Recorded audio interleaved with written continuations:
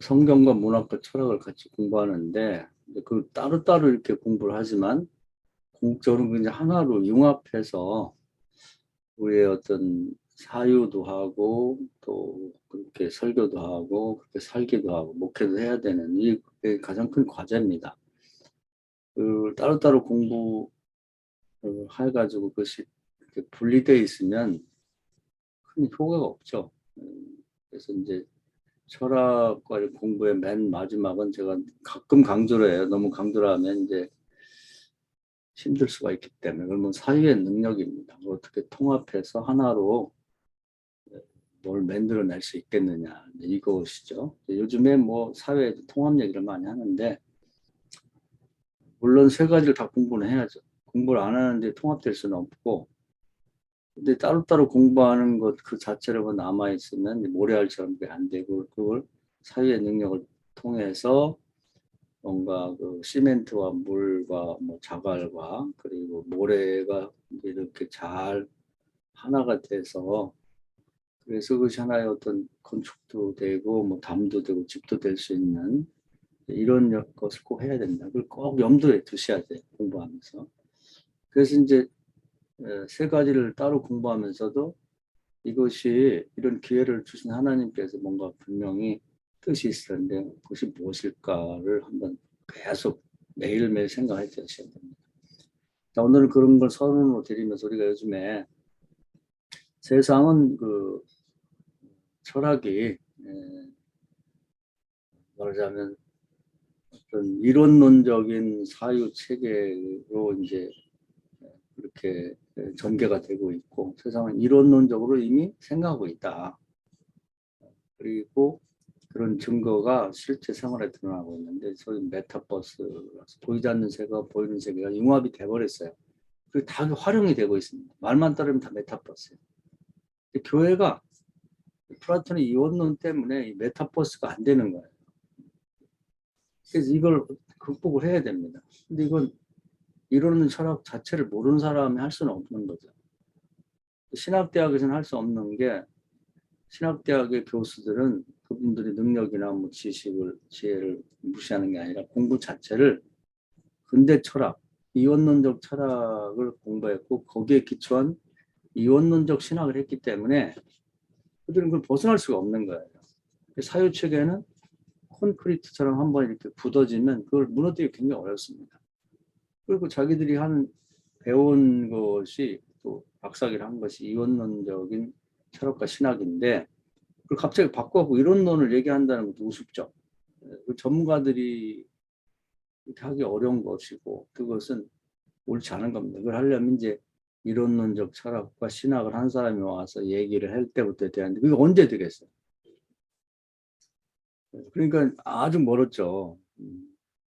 지금 이제 막 그 이론론에 관한 얘기가 체계화된 것이 어느 정도 된 것이 이제 들레즈 철학사인데 이거는 서양에는 없습니다. 한국에 있는 박정태라는 철학자가 그걸 모아서 이렇게 이리관지를 한 거죠. 그렇다 면 동양에서 자락되면 그게 가능했을 것 같아요.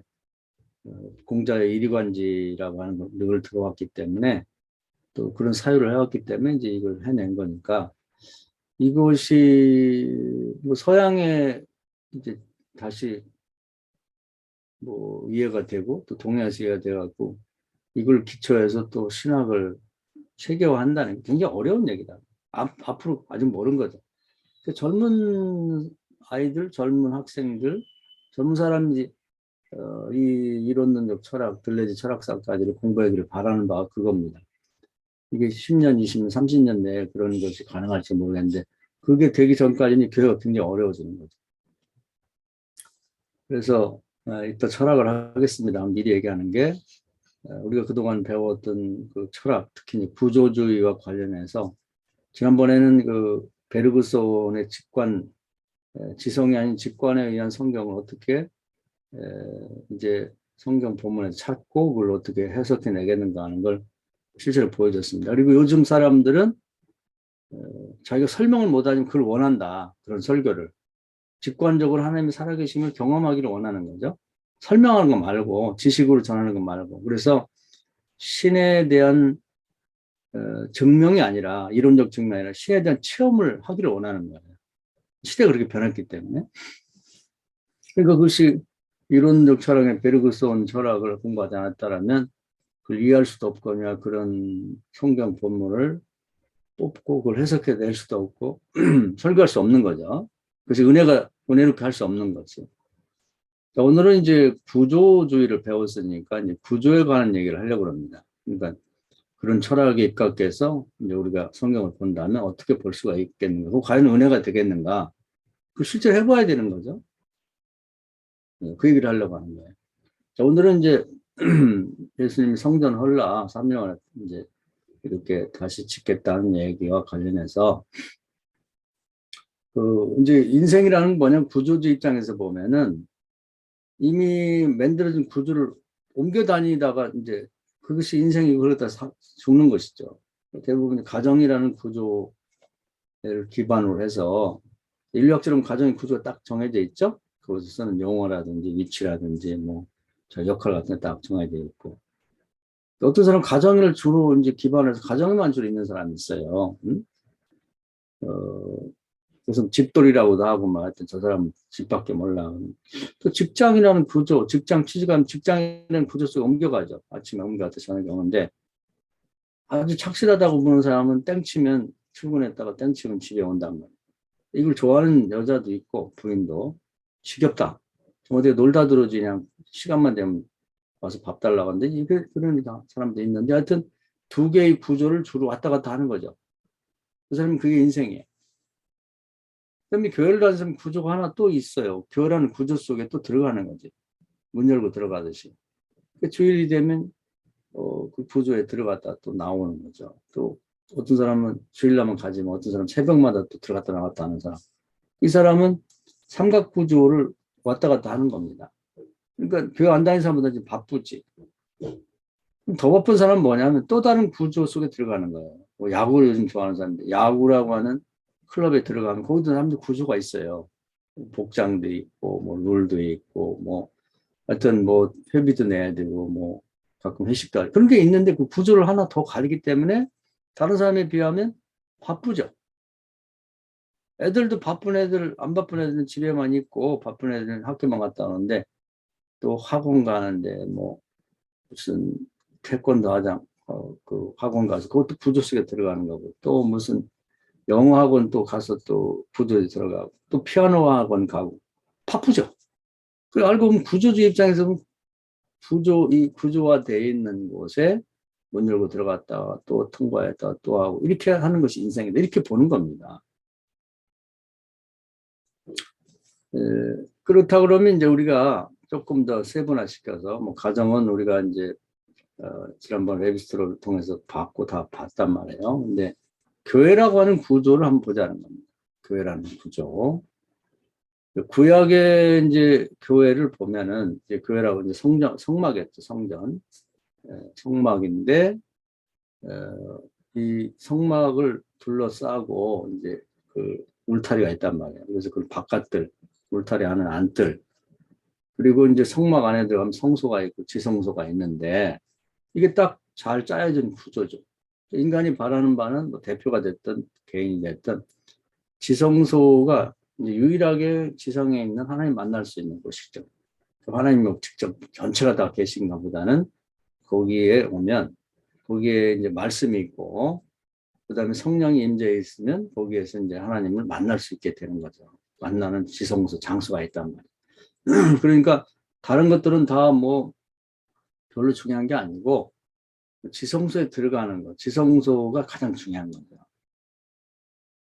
그래서 지성소라고 하는 걸 목표로 해서 직접 만나지 못하지만 간접적으로라도 만나기 위해서 다 성소에 즉 성막에 모이는 거죠. 근데 엘리 제사장 때 문제가 터진 거예요. 지성소가 없어진 겁니다. 지성소에 있어야 될 법궤 하나님 말씀 갖고 블레셋과 전쟁에 나갔다 뺏겨버렸어요. 말씀이 없는 거 성령이 떠납니다. 그래서 그 법궤가 돌아오긴 했지만 베스메스에서 또 뭐 그걸 만지고 뭐 열어보다가 다 죽고 그 길리아의 열함이라는 것을 방치가 돼 한 20년이 있는 거예요. 그러니까 성소라고 하는데 그것이 성막이라고 하는데 성전이라고 거룩한 장소라고 하는데 지성소가 없는 거죠. 그 지성소가 없는 성소는 거룩한 곳이 못 되는 거예요. 엘리사상 때 그렇게 만들어 놓은 것입니다. 그래서 그 후에 보면 거기 가서 사람들이 뭐 제사 드리고 하는데 헛짓 하는 것이죠. 하나님 받지도 않고. 그러면서 그것이 흐지부지 없어졌어요. 나중에 그게 원래 실로의 성막이 있었는데 지성소가 없는 성막이 무슨 의미가 있겠습니까? 나중에 어디로 없어졌는지 몰라요. 그래서 뭐 높당에서 뭐 사울왕 때 많은 제사장이 죽었으니 제사장이 모여 있다는 건 거기에 혹시 성막이 있지 않았나 이렇게 예측도 하고 또 기본 산당에서 솔로몬이 제사를 일천번에 드렸다니까 그것이 혹시 성막으로 쓰이지 않나 이렇게 추측만 하지 정확한 기록도 없거나 딱 단정할 수 없는 건데 그건 기든 아니든 관계없어요. 왜냐하면 거기에 하나님의 지성소가 없는 상태니까 하나님이 그러면 하나님은 어디서 만나느냐 이 대목이 굉장히 중요한 거예요. 그런 구조가 말이죠. 자생적으로 공식적인 이 성막이 아닌 다른 곳에 생겼단 말이에요.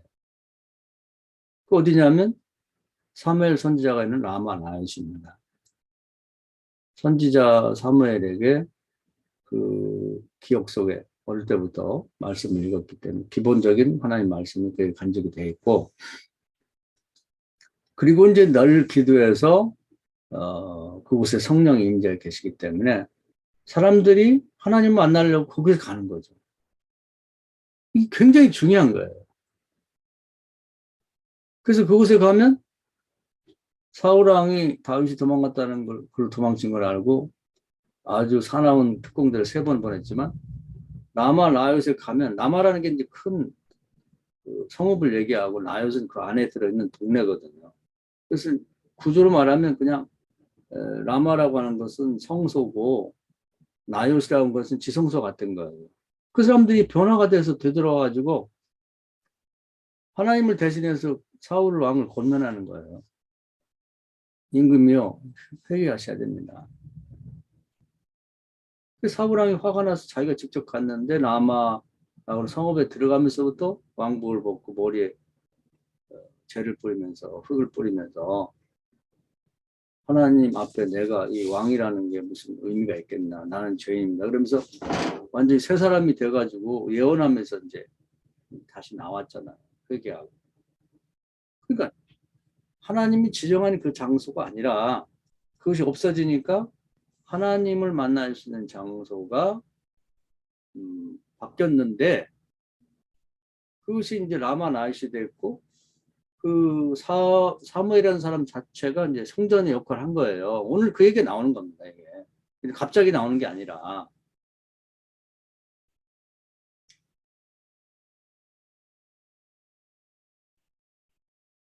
그 후에 이제 뭐 쭉 설명하자면 너무 오래 걸리니까 그 외에도 비슷한 일이 벌어졌는데 어, 이제 그 인위적인 노력에 의해서 다윗과 솔로몬이 이 성전을 짓고 지성소를 마련하고 하나님 이걸 지성소로 사용해 주시라고 요청을 하죠. 낙성식 때. 그때 하나님이 알았다 그러면서 이제 그걸 지성소로 인정해 주세요. 거기서부터 공식적인 또 성전이 생겼는데 이게 우여곡절 속에 나중에 이제 헤로당까지 뭐 제2 성전이 뭐 저 그것을 잘 못 지켜갖고 이제 성전 하나 도루에 돌도 안 남고 다 무너졌다가 또 바벨론 갔다가 되돌아와서 수르바벨 때 이제 성전을 짓고 그것이 개축이 돼서 헤롯 왕까지 왔는데 문제는 헤롯 왕의 성전이 마치 그 지성소가 없는 성전이에요. 지성소가 없는 말씀도 없고 그리고 성령도 없는 그 엘리 제사장 때 성전하고 똑같은 거지. 그때 성막했죠.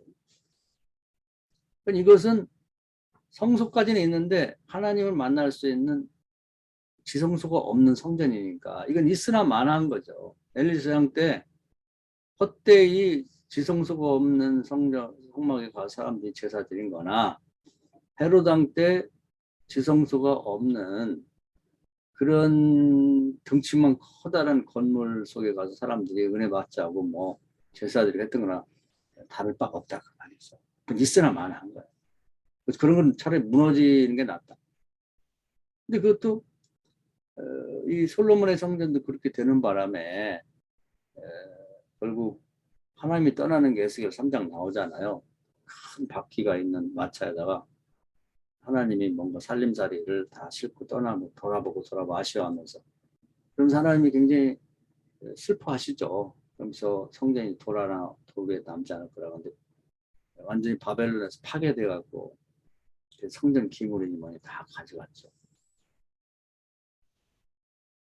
그리고 이제 다시 돌아와서 선국바벨이 이제 그 성전을 짓긴 졌는데 지금까지 의문이 뭐냐면요. 과연 그 솔로몬의 성전이 파괴될 때 지성소에 있던 십계명 법궤가 어디로 갔는가 하는 거예요. 그걸 어디 비밀 장소에 묻어놨다가 수르바벨 때 다시 돌아와서 그걸 지성소에 갖다 놓고 그 자리에 성령이 임재했었는지 아니면은 그 법궤를 바벨론까지 메고 왔는지는 잘 몰라요. 지금도 이제 그 부분은 이제 비밀로 남아있는데 여하튼 헤롯 다왕의 그 성전에는 지성소가 없었다.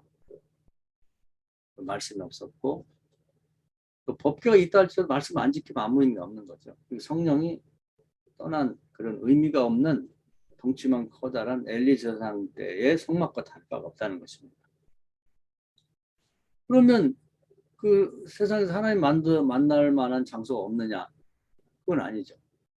예수님이 계신 곳, 무슨 마치 사무엘 선지자가 있는 곳이 예수님 중심 속에 말씀이 있고 그에게 예수님의 성령이 계시기 때문에 그곳 자체가 성전이 되는 것이죠.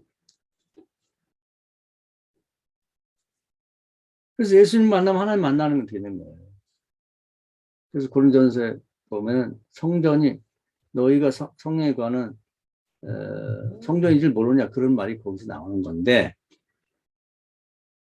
그것이 이제 헤롯 대왕이 만든 성전이 구조 자체가 바깥들도 있고 안뜰도 있고 성소까지 있는데 지성소가 없는 성전이기 때문에 그 무너져 마땅한데 그 나중에 로마 군병에 의해서 이제 돌아나 도에 남지 않고 완전히 파괴됐죠. 지금도 가보면 두 쪽 축대만 나 있잖아요. 통곡의 벽이라는 게. 거기 가서 괜히 오는 거예요, 사실은. 회복이 돼야지.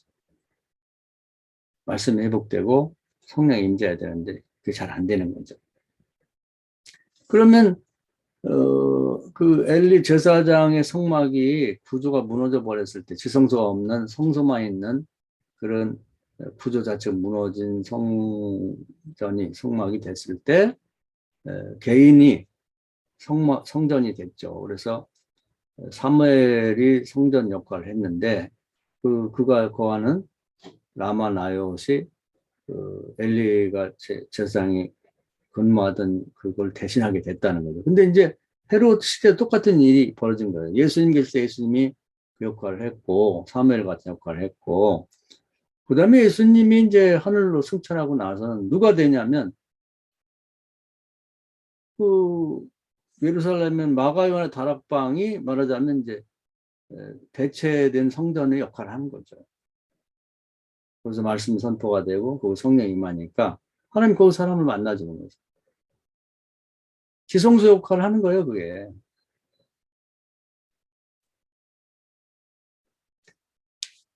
그래서 이제 하나님을 만나려면 그 사도들을 만나는 거죠. 그리고 사도들이 가는 곳마다 교회가 세워지고 그것이 지성소가 있는 성전 역할을 한다. 그 얘기를 하려고 하는 것입니다. 그래서 이 구조주의 입장에서 보면 이 구조가 딱 갖춰져야 교회예요. 그게 성전이 된단 말이지. 뭐냐면 요즘에 이제 뭐 좋은 교회들이 많이 지어졌는데 아주 훌륭한 일이고 좋은 일이죠. 근데 지성소가 없는 성전이라고 하는 건 그 구조가 갖춰지지 않은 것은 그것은 지성소가 없는 이 엘리트 제사장 때의 성막이나 뭐 엄청나게 거창하게 막 왕이 나서 집을 졌지만 지성소가 없는 헤롯 왕의 그 성전 건물과 다를 바가 없다는 것이죠. 그래서 오늘날의 교회는 유럽도 보면 알겠지만은 다 헤롯 왕식의 덩치만 커다란데 지성소가 없는 그런 이제 헤롯 왕 같은 건물에 불과하다. 말로는 성전이라고 그러지만 도저히 하나님의 임재하고 사람이 가서 만날 수 없죠. 그러니까 주일에도 뭐 또 예배 들어오는 게 아니라 돈 내고 관광하러 구경 오는 것 뿐이죠. 그게 교회라고 할 수 없고 성전이라고 할 수 없다는 거예요. 물론 한국 교회도 이제 유럽식의 교회처럼 이제 점점 돼가고 있죠. 그래서 지금 해야 될 일은 뭐냐면 각 교회마다 말씀이 살아있고 성령이 임재한 하나님을 만날 수 있는 장소, 지성소가 설치가 돼야 돼. 이건 저절로 되는 게 아니라 성령 받은 사람이 사무엘처럼 예수처럼 초대기 그 교인들 성령 받은 사람 한 사람이 한 사람 했던 것 같은 역할을 감당해야 되는 일인적인 노력을 통해서 지성소가 설치 가능하고 솔로몬처럼 이곳에 하나님 임재해 주십시오. 그런 기도를 통해서 하나님의 허락을 받아야 된다는 거예요. 이게 없는 것은 그냥 건물에 불과하다는 거예요. 그런 구조를 이해를 못하는 거지. 자꾸 뭐 건물의 크기를 넓히고 뭐 교육관 짓고 뭐 진다고 해서 될 문제가 아니라는 것입니다.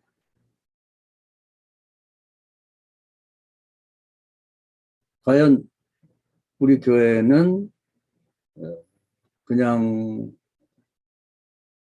건물에 불과한지 성소까지는 되는데 바깥 울타리도 잘 치고 교회 안에 뭐 주차장도 만들고 교회 밖에도 뭐 넓게 만들고 하고 교회 안에 성도들이 앉는 좌석도 늘리고 앞에 강단도 멋지게 꾸미는데 과연 강단대에 눈에 보이진 않지만 하나님이 임재하심을 허락받은 말씀과 성령이 거하는 그래서 하나님 내가 이 교회에 주목해 보겠다고 솔로몬이 약속했던 것 같은 그런 성전이 되고 있는가 하는 얘기입니다. 근데 그걸 관심을 안 가지면 안 되는 거예요. 이 구조에 대해서.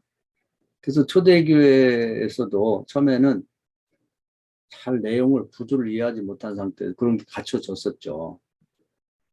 그래서 막 많은 사람들이 와서 하나님을 체험하면서 은혜도 받고 회개도 하고 안진병이 일어나고 막 그런 기적 표적들이 막 나타났죠. 하나님 계신 곳에 반드시 그런 게 있는 거예요.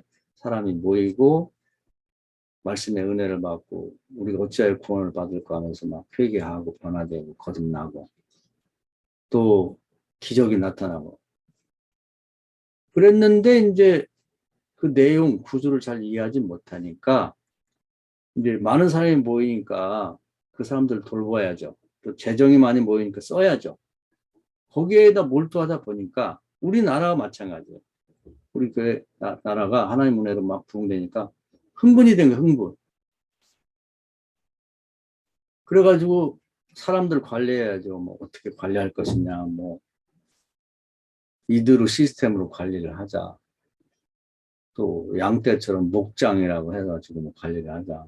감독처럼 밴드로 해가지고 속회를 줘서 구역을 만들 뭐 이런 데 신경을 쓰고 많은 재정들을 그냥 교인들 중에 가난한 자 나눠주고 외국 선교지에 보내고 주변 동네 사람들에게 돌보고 이런데 하다 보니까 기도하는 것과 말씀을 연구하는 다시 말하면 지성소에 필요한 십계명 돌파한 것 같은 말씀 마음판에 새겨지는 말씀과 성령의 임재 이 두 가지를 놓쳐버린 거예요.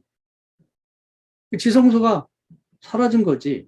그러니까 내적으로 내분이 일어나가지고 히브리파하고 뭐 헬라파하고 뭐 과부들이 중심이 돼서 왜 차별하냐 그러면서 뭐 싸움이 일어나고 밖에서는 핍박이 들어와서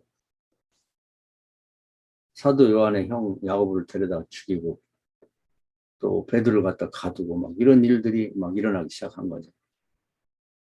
근데 그걸 이제 다양스러운 것은 깨달은 거죠. 아, 우리 지성소가 파괴됐거든요. 오늘 말씀과 비교해서 말한다면 이거 정신 차리고 우리가 나머지 사소한 일은 다 일곱 집사를 뽑아서 맡기고 우리는 지성소를 유지하는 거예요. 우리 자신도 성령이 충만해서 지성소와 같은 내면의 그런 설치가 필요하고 유지를 해야 되겠고. 그런데 이제 신약 성성 치료하는 성령이 충만하고 말씀이 늘 우리 속에 묵상되고 있어야 된다고 하는 두 가지를 붙잡은 거지, 다시.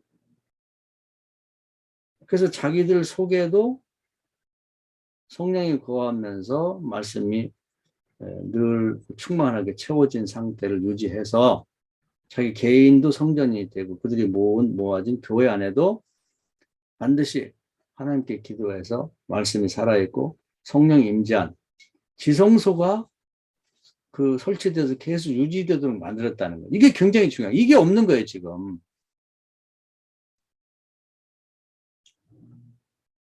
그래서 우리 정상적인 교인이라면 이 교회라고 하는 것이 건물 아니라고, 건물 속에 들어간다고 해서 그것이 성전에 들어가는 게 아닙니다. 성전은 지성소 속으로 들어가야 되는 거예요. 과거에는 지성소를 이 뭐 원죄나 이런 죄 때문에 이제 휘장이 치워져 있었기 때문에 들어갈 수가 없었죠. 그러나 지금은 예수님 십자가 돌아가실 때 성전 휘장이 위에서 아래부터 딱 찢어져 가지고 걷어졌기 때문에 하나님 나라와 이 세상의 어떤 차단막이 다 없어졌거든요. 모든 교회는 다 지성소를 설치할 수가 있는 거예요. 하나님께 허락받아가지고. 개인이 항상 만날 수가 있는 거고 자기 자신도 성전 역할을 할 수가 있는 거죠.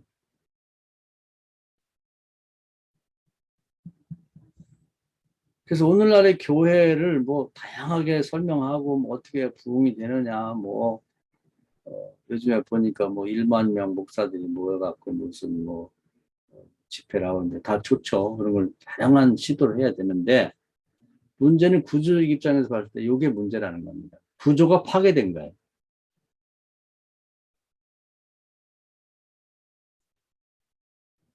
그래서 우리가 교회를 갈 때마다 교회 안에 성소에만 아니라 모든 백성들이 그 교인들이 성소 안에 설치된 교회 안에 설치된 눈에 보이지 않지만 메타버스죠. 메타 보이지 않는 그런 영적인 그런 어떤 구조지만 지성소가 교회 안에 목사를 통해서 아니면 몇몇 교인을 통해 기도함으로써 설치가 되고 유지가 돼서 교회에 들어오면 마치 그 라마에 들어가면 뭔가 기운이 다르고 나요스에 가면 변화가 되듯이 그 눈에 보이지 않는 이 어떤 경계를 넘어서 하나님을 경험하게 만들어줘야 된다는 겁니다. 목사가 계속 기도해야 되고 노력해야 할 부분이 그 부분이에요. 그게 없는 교회는 헤롯 대왕의 교회는 성전과 다를 바가 없는 거죠. 지성소가 설치되지 않고 유지되지 않는 그런 교회라고 하는 건 크고 그 작고를 떠나서 엘리 제사장 시대 성막과 다를 바 없다는 얘기입니다. 그럼 이해가 되시죠? 이게 문제라는 거예요. 이게 있으면 개인 가정도 괜찮아요. 개인 가정도 그것이 이제 말하자면은 초대교회가 이제 시작됐던 마가 요한의 다락방과 같은 것이 되는 것이죠. 그 교회가 다른 겁니다. 그게 지성소가 설치된 그 주인과 주변 사람들의 기도를 통해서. 그래서 하나님이 그래 내가 이 장소를 거룩하게 하고 그걸 주목해보고 거기서 있는 자를 만나주겠다고 하는 그것이 있는 곳. 그러니까 헤롯 대왕의 그 거창하고 엄청난 돈을 들인 황금으로 지은 그런 그 헤롯 대왕의 성전보다는 마가요한 다락방이 개인의 집의 다락방. 그 성지순례 때 다들 가보셨을 텐데 그것이 이제 그 당시에는 헤롯 대왕의 성전을 대체하는 정말 성전다운 성전이 됐다는 거예요. 그런 이유가 말씀이 살아있고 성령이 임재한 장소이기 때문에 하나님이 거기서 사람을 만나주니까 거기서 기적이 나타나고 거기서 성전을 대체하는 성전이 생겼다는 것입니다. 제대로 된 성전. 그래서 거기에 오면 예수님이 계속해서 이제 휘장이 찢어지면서 누구든지 지성소에 들어온 것 같은 그런 하나님을 체험하게 된 거예요. 이것이 과연 있냐는 겁니다. 이것이.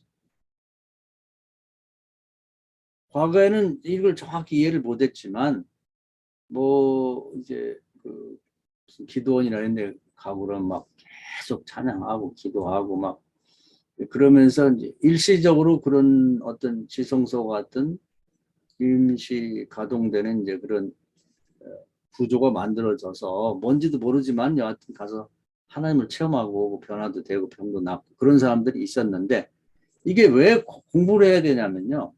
이걸 정확히 이해를 해야 안 될 때 왜 안 되는지 알고 또 다시 회복할 때 어떻게 해야 될지를 알고서 그걸 반복해서 유지할 수가 있거든요. 근데 그걸 모르고 하면 어떻게 하다 보니까 된 거야. 근데 그 어떻게 하다 된 걸 왜 되는지를 모르는 거지. 근데 그런 기도원도 다 없어지고 나니까 어디 가서 하나님을 체험할 데가 없는 거지. 지성소 같은 곳, 하나님을 만나는 곳, 그것이 없는 거죠. 어디 가서 해야 될지 뭐.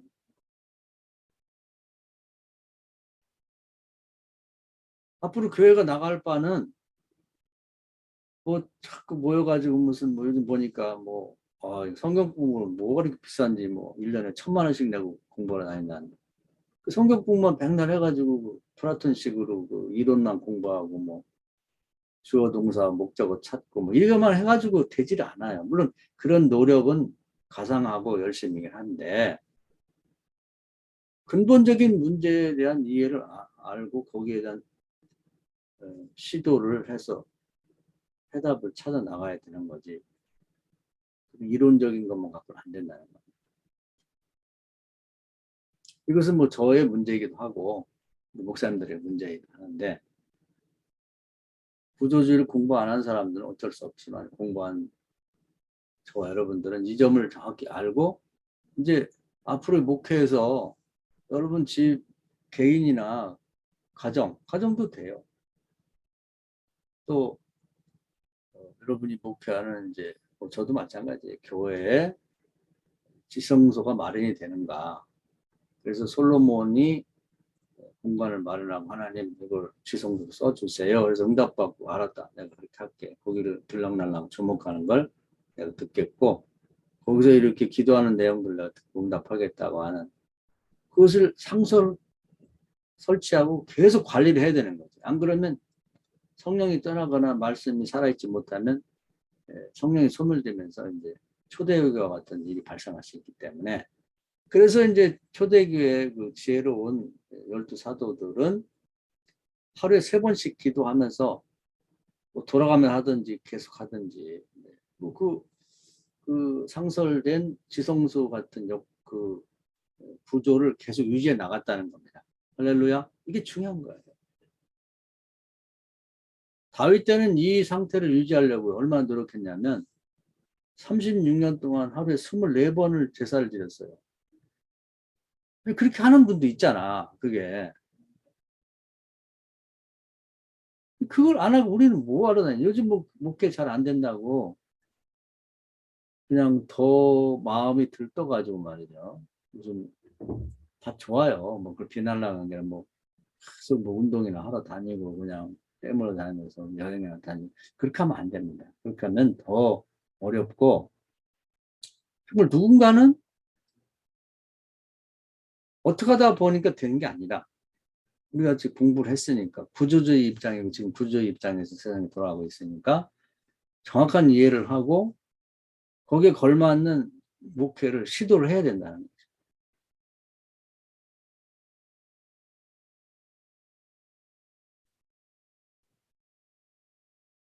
뭐 사람이 많이 모이는 교회, 뭐 큰 건물 있는 교회, 뭐 이거 갖고 안 돼요. 그 예수님 말씀하는 게 무너진다니까. 뭐 하루아침 무너지잖아요. 우리 이번에도 코로나 사태하고 이제 코로나가 물려오는 그거 아무것도 아니잖아요, 사실 코로나.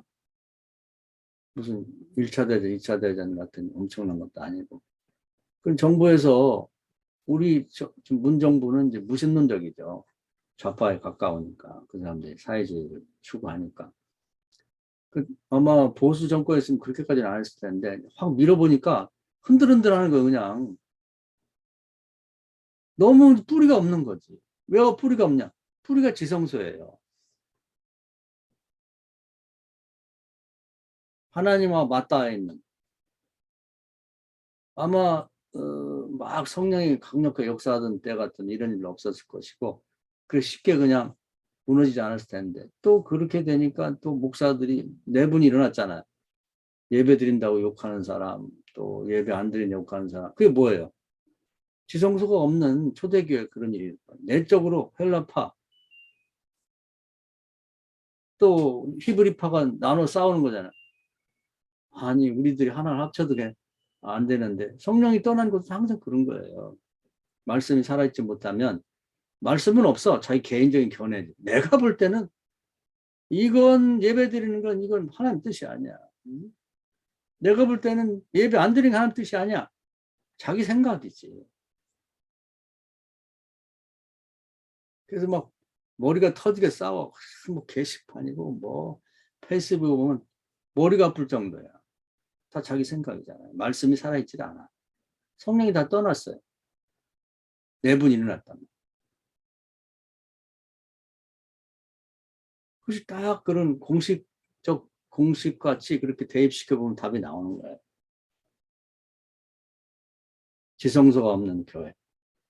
눈에 보이지 않는 그런 구조, 지성소 같은 구조를 만들어야 되는데,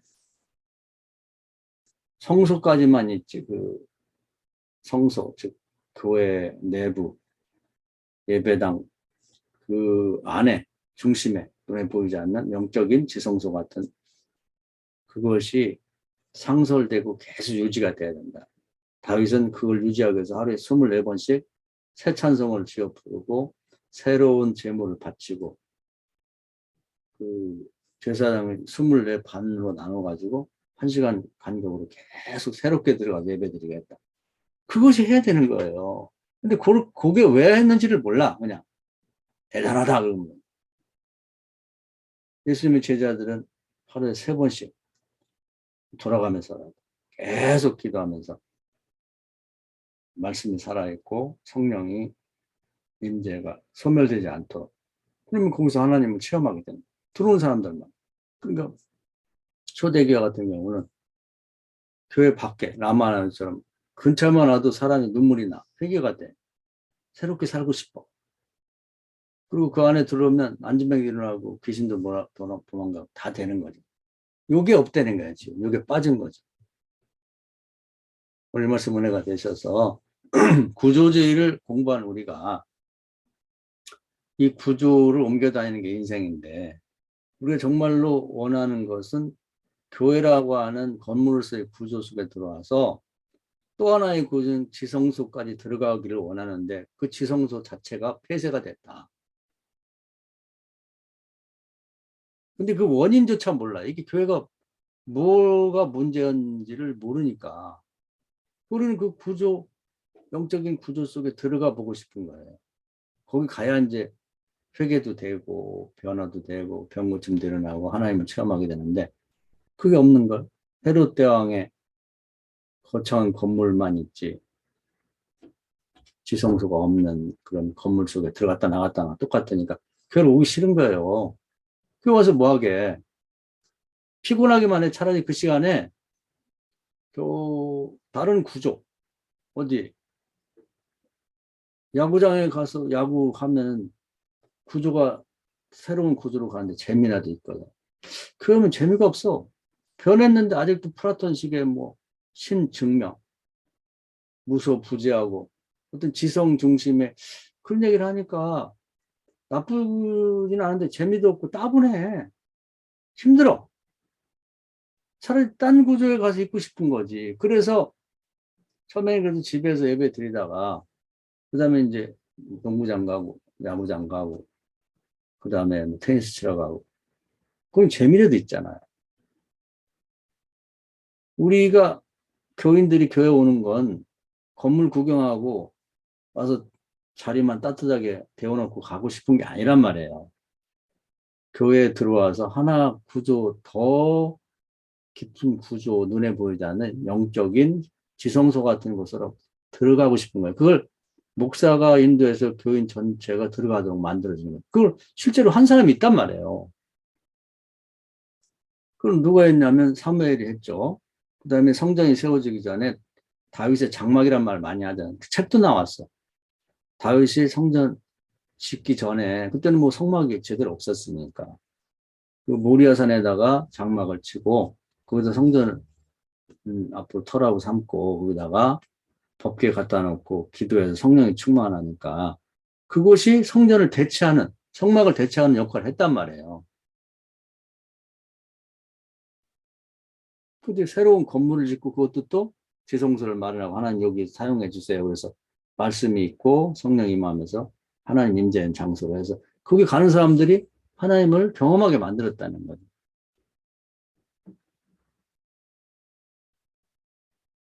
이것이 필요한 거예요, 지금. 우리나라 교회가 건물로는 뭐 충분합니다. 10만 개가 넘는 뭐 교회가 있다고 하는데, 문제는 지성소가 설치된 교회가 없다는 거. 어딘가 있겠죠. 그런데 드문데 그게 원인 자체를 모르고 있으니까. 구조가 필요한데 구조 자체를 모르니까요. 이 말씀이 좀 은혜가 되시고 깊이 사유로 한번 해보세요. 뭘 어떻게 할 건가. 그러지 않으면 이런 방식으로 갑니다. 쭉 가고, 시골 교회들은 할머니들, 할아버지 다 돌아가시면 텅 비게 될 거예요. 지성소가 마련되면 옵니다. 영적인 갈망 때문에 비행기 타고도 와요. 도시교회들은 이제 경제적인 여러 어려움 때문에 뭐 감당이 안 되니까 이제 그 건물도 팔고 이단한테 많이 파는 거잖아. 우리 감리교회도 돈 많이 준다니까 정신 나간 거죠. 그것이 뭐 그 당시로 끝나겠어요? 지금 다 어려운데 말을 안 할 뿐이야. 말을. 그러면서 뭐 위로받는 게 떠날 길은 떠났지만 그래도 남아있는 분들은 과거에 그들이 헌금하고 그런 분들이니까 헌금을 안 들었다. 헌금 안 주는 것 갖고 위로받을 문제는 아니잖아요.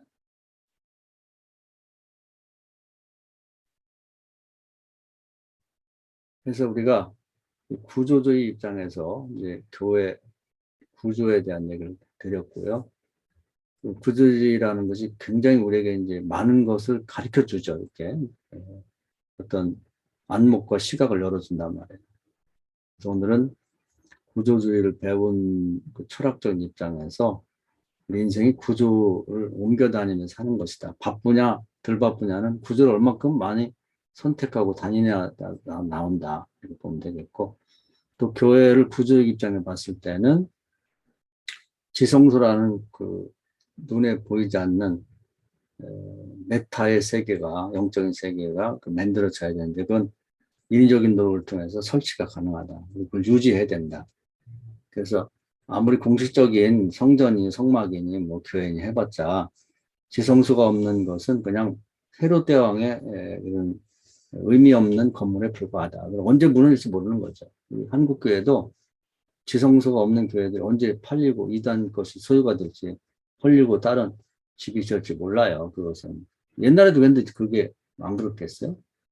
그것을 대체할 만한 그런 이제 개인의 집도 좋고, 뭐 하여튼 그 또 유지를 해야 위한 그런 교회가 있다면 그게야말로 이제 성전의 역할을 제대로 하게 될 거라는 그런 뜻입니다. 이 말씀 은혜가 되기를 주의 이름 축원합니다. 아멘. 박수 한번 합시다.